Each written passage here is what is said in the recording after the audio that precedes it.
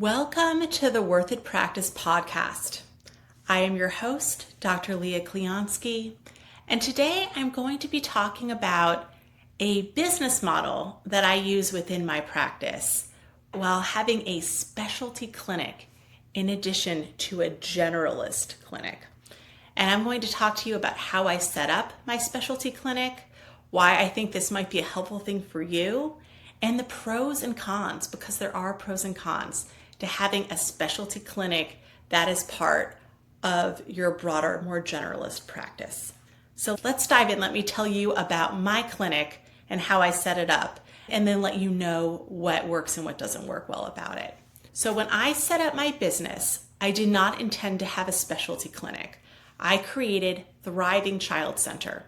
So the idea was that this practice would provide evidence-based treatment for kids through teens and maybe even young adults. That was what everyone would work under. So when I started growing the practice, first it was just me, and then I brought on a colleague who I really trusted, who I'd supervised in the past. Then I brought on a third clinician.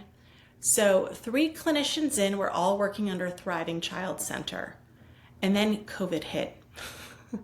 So we're all there, it's COVID, the world seems dark. I suddenly start having this thought, and I realize a lot of my business is coming through a specific therapy modality. The therapy modality that a lot of my business is coming through is parent-child interaction therapy, PCIT. Why? PCIT is an evidence-based treatment that is extremely effective for changing relationships between parents and young children. And by changing this relationship and teaching parents specific skills, you can completely change their dynamic, and you can eliminate problem behaviors. You can get them on the same page. Families start off saying, I love my child, but I don't like him. And at the end, they say, after 3 months, I am so happy we did this treatment. Like, everything is much better. But it is hard to find clinicians who are trained in PCIT. And I was in very high demand because I'm a PCIT expert. I was trained by the developer of parent-child interaction therapy. She was my mentor in graduate school.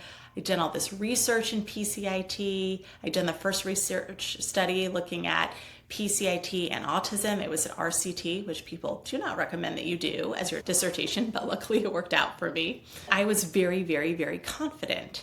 And people knew I did PCIT. Like, I was already getting a reputation for PCIT. So a lot of my caseload was children with acting out behaviors between 2 and 8, and I was doing PCIT. And then when I brought my colleague on, Nazette, she also had done some training in PCIT. And because I was the regional trainer of Texas, I just trained her up. So then I got her certified. So then both of us are providing all of this PCIT. And I think, you know what? We could have a clinic where all we did is PCIT and it would be full. That's what we could do. It could just be all PCIT, and I'm the regional trainer of Texas. So I can train all of these therapists in Texas, and it can have a specialty clinic where that is the only treatment we provide. And it's just so hard to get someone with that certification. So it would be in high demand. So this is my thought process. During COVID, something very interesting happened. And the interesting thing that happened is that we figured out that PCIT is one of the few treatments for children that works even better virtually than in person. So that's one thing that happened that was really interesting. I'll tell you very quickly the reason why. The reason is because you're teaching parents new ways of interacting with their child, and then you're coaching them while they actually play with their child. And so before, we would do this in a playroom. They'd be playing in one room with their child and being coached through some sort of earpiece. And you would be in another room, watching them through a baby camera, giving them suggestions and coaching them through their play. This way, we're just coaching them in their own house through an AirPod using their computer or their iPhone, and it was working even better. So that was one exciting thing that happened where I was like, oh, we can move this virtual. It's working even better. In addition to that, something came out for psychologists called PSYPACT. So for those of you that don't know, PSYPACT allows a psychologist in a PSYPACT state. If you get certified, then you can practice in all the other PSYPACT states virtually. So I could now practice in 43 states virtually, and I can provide PCIT that way. This also means that any psychologist who is a PCIT certified therapist who lives in a PSYPACT state can work for me and provide PCIT in all the same states that I'm in.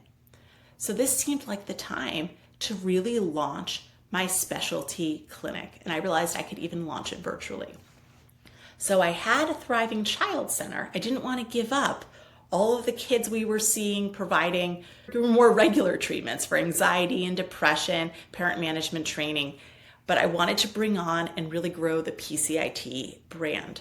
So I started a clinic called PCIT Experts, which was a DBA of my current business. So it's not a separate business. It's just another way that I'm doing business under a different name. So when I did this, I created a new website, new branding. I brought on clinicians who only do parent-child interaction therapy. So now in these two clinics, in Thriving Child Center and PCIT Experts, there's kind of this interesting thing going on. There are some clinicians who don't do PCIT at all. They just work on the Thriving Child Center side, providing other treatments. Then in PCIT Experts, there are some clinicians who only do PCIT. That's it. That is the only reason they're there. That's the only thing they do. And then there are some of us who practice on both sides of the clinic. So sometimes it's just PCIT in the PCIT Experts clinic, and sometimes it's on the Thriving Child Center side. So this is my way of having my cake and eating it too. Like a lot of people are concerned, like, oh, I don't want to niche too far down. Then I won't be able to see the other clients I want to see.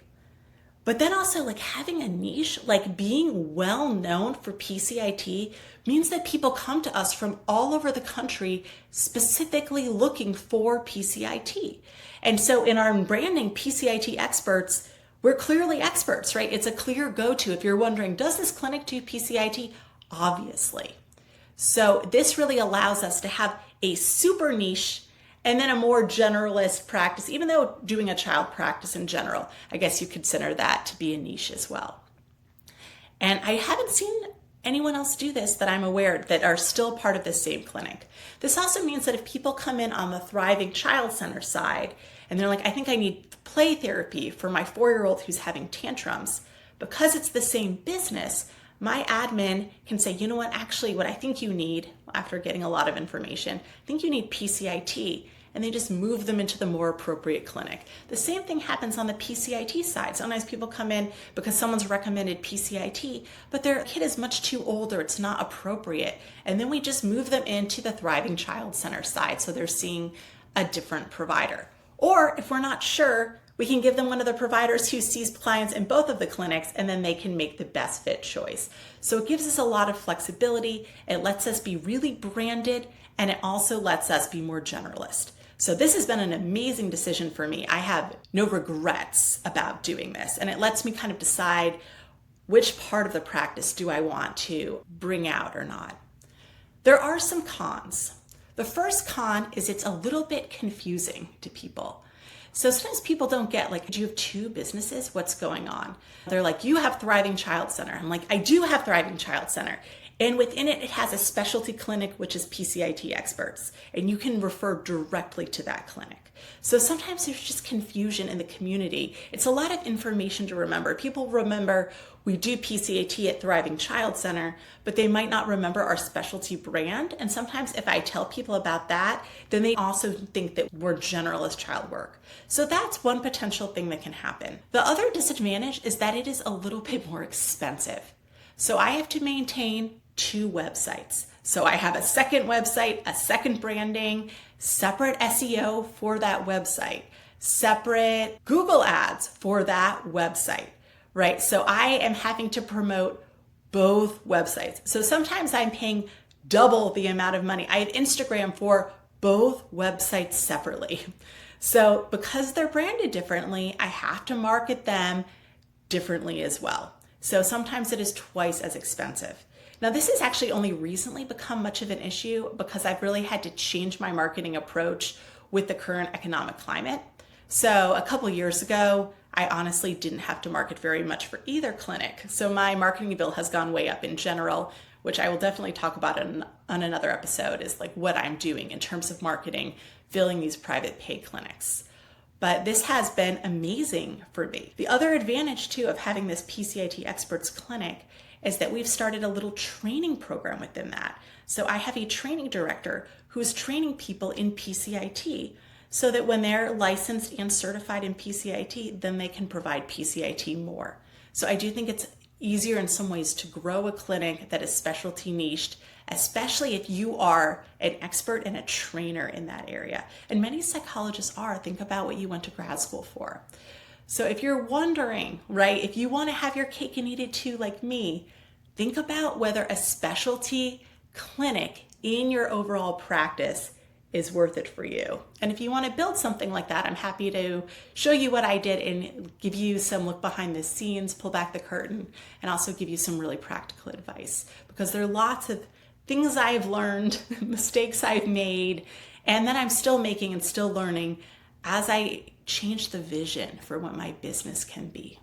So thanks again for tuning in. I hope this was helpful to you, and I will talk to you soon on the next episode of the Worth It Practice podcast. If you would like to get my take on the best podcast episodes of this week, please see my newsletter. You can join. It's the Worth It Practice podcast newsletter on my website. The link is below. And then you'll get to see my favorite other podcast episodes of the week that I'm listening to and applying in my own business. I hope you have an amazing day.